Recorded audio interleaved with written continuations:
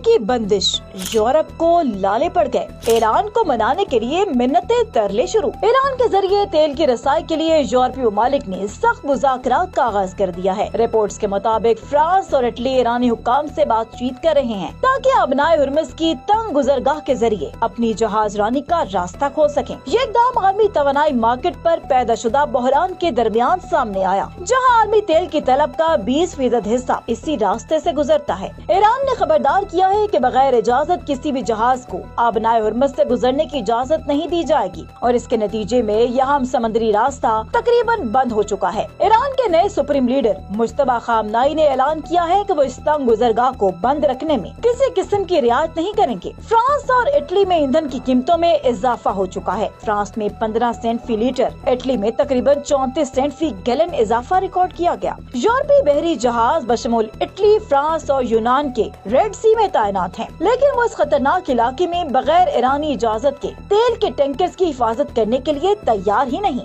امریکہ نے بھی تیل کے جہازوں کو آبنائے ہرمز کے ذریعے گزرنے میں حفاظت فراہم کرنے کی متعدد درخواستیں مسترد کر دی ہیں۔ ایران کی یہ حکمت عملی توانائی مارکیٹ کو کنٹرول کرنے اور اپنی عسکری اور سیاسی طاقت کو ظاہر کرنے کا ایک عام ہتھیار ہے۔ یہ بحران عالمی توانائی کی قیمتوں اور بین الاقوامی سیاست کے لیے خطرناک ہے۔ اٹلی اور فرانس کی مذاکراتی کوششیں اور امریکہ کی عدم مداخلت ایک انتہائی سنسنی خیز کشمکش کی شکل اختیار کر رہا ہے۔ عالمی دنیا اس جنگل کے قانون میں ایک بار پھر دیکھ رہی ہے کہ طاقتور ممالک کس حد تک توانائی اور اثر و رسوخ کے لیے دباؤ ڈال سکتے ہیں۔